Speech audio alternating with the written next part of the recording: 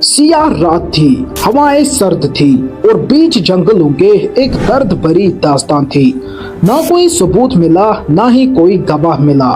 डेथलो पास का ये राज अब तक नहीं खुला। दोस्तों, ये कहानी साल 1959 की है, जब सोवियत यूनियन के 9 हाइकर्स एक चैलेंजिंग मिशन पर निकलते हैं। यूरल माउंटेन्स की ठंडी और बेरहम वादियों को पार करना इनका सपना था। हर एक खूबसूरत मंजिल का अरमान लिए ये टीम अपने मिशन पर चलती तो है, लेकिन इनके साथ कुछ ऐसा हुआ जो आज तक कोई नहीं जान सका। इनकी ये हाइकिंग इनकी जिंदगी की आखिरी हाइकिंग बनी और उनकी कहानी एक ऐसे राज में बदल गई जिसने आज तक पूरी दुनिया को हैरान करके रखा है। उस दिन एग्जैक्टली हुआ क्या था और क्यों आज 70 सालों के बाद भी डेथलो पास इंसिडेंट एक अनसॉल्व्ड मिस्ट्री बनी हुई है। आइए जानते हैं डेथलो की कहानी का रहस्य आज के इस वीडियो में।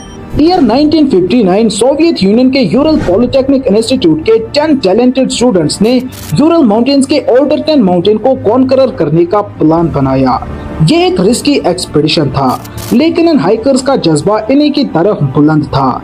इस टीम के लीडर आइगर डेथलो, जो एक एक्सपीरियंस्ड और डिसिप्लिन्ड एडवेंचरर थे, 25 जनवरी को उन्होंने अपने सफर की शुरुआत की। ट्रेन और ट्रक के सफर के बाद ये लोग विजाई गांव पहुंचते हैं, जो उनका आखिरी सिविलाइज्ड स्टॉप था। विजाई के बाद ये लोग पैदल बर्फ के पहाड़ों और जंगलों से गुजरते रहे। अचानक से टीम के एक मेंबर यूरी यूदिन बीमारी के चलते एक्सपीडिशन को छोड़कर वापस जाने का सोचती है और 28 जनवरी को वो वापस लौटती है।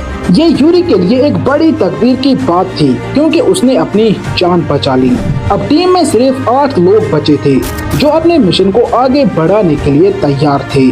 फाइनली 31 जनवरी को हाइकर्स ने डेथलो पास के पास अपना कैंप लगाया। ये जगह एक स्टीप स्लोप थी, जहां बर्फ और हवाएं काफी तेज चल रही थी और फरवरी 1 की रात उनकी जिंदगी की आखिरी रात थी। क्या हुआ ये आज तक किसी को भी पता नहीं चल सका।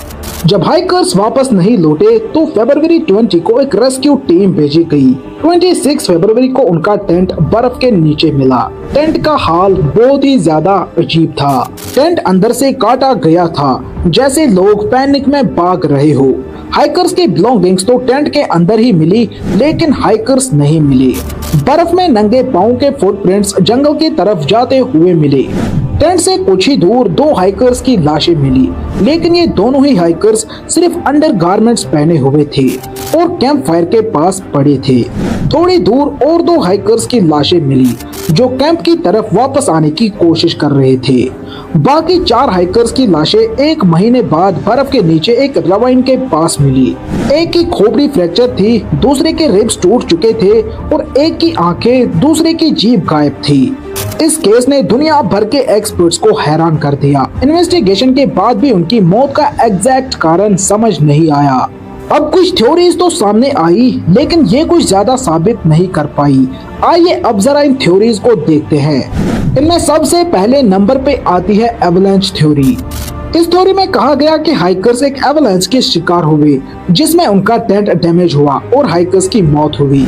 मिलिट्री एक्सपेरिमेंट्स, ये वाली थ्योरी बताती है कि एरिया में मिसाइल या वेपन टेस्टिंग चल रही थी, जो हाइकर्स की मौत का कारण बनी। पैरानॉर्मल एक्टिविटी, जो बताती है कि यूएफओ साइटिंग और सुपरनैचुरल ताकत के कारण ये सब हुआ।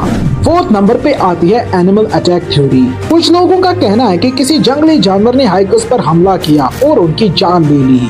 Unknown natural force, official investigation ने कहा कि उनकी मौत एक अननोन कॉम्पेलिंग फोर्स की वजह से हुई।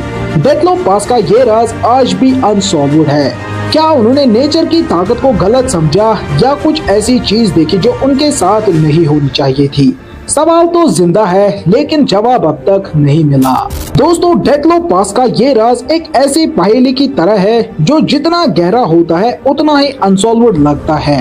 ये कहानी न सिर्फ उन हाइकर्स की ट्रेजेडी है, बल्कि एक रिमाइंडर है कि इंसान चाहे जितना भी ताकतवर हो, कुदरत की ताकत से ऊपर नहीं जा सकता। आपका क्या मानना है, क्या हुआ होगा उस रात? अपने विचार कमेंट सेक्शन में रखें और ऐसी अपडेटेड वीडियोस देखने के लिए सब्सक्राइब